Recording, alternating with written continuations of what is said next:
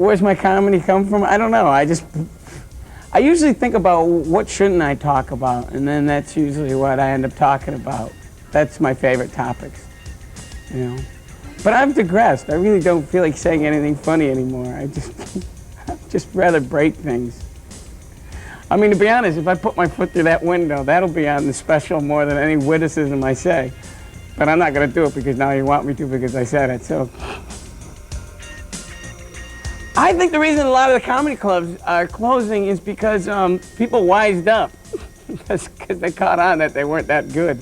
I mean, does every single mini mall need a comedy club? I really have nothing left to say. I really don't like stand-up that much. My only goal right now is to get on Regis and Kathy Lee, and I want to, you know, Epicat, the stuff that induces vomiting. I want to have a big meal, and then as soon as she starts talking about her kid Cody, I just want to drink the Epicat and puke all down her front. But I also want to puke on Regis. I don't want to be sexist about it. I want to make sure Regis gets some vomit on him too. I've had the pleasure of meeting my heroes in comedy, which is really disillusioning, you know? Because, oh man, I remember when I met Steve Martin, I wanted to cry. Actually, I think he did make me cry. He thought I was Howie Mandel. Oh, that was the most depressing day of my life as far as comedy is concerned. Although Steve does have a toupee, a lot of people don't know that, he's really bald. My wife's a Teamster, and she worked on all of me, and that was her job, was picking up Steve's toupee. So you can sell that to Inside Edition or something like that. Hard copy could use that probably.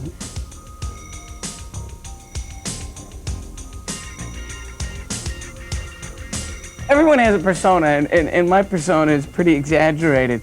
But you know, someone as normal as Jerry Seinfeld has a persona. You know, he's not that way at all. I mean, he's some weird guy having sex with teenage girls, a millionaire guy. He doesn't live in that apartment. See, that's the weirder part of it for me. That's the guy you have to watch out for.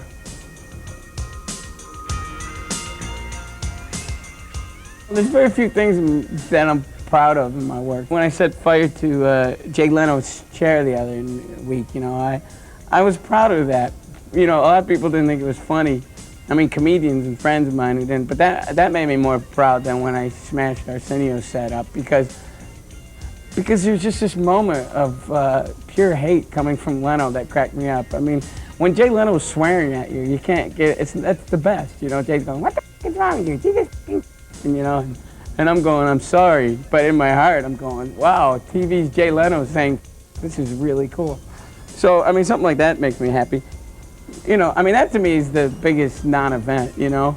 I mean, the fire was put out with a cup of water, so the fire marshal's pressing charges and I face up a year in jail. I'm really glad Hendrix never played Burbank, you know? Well, someone said that, they go, oh, you know, I do this stuff for publicity.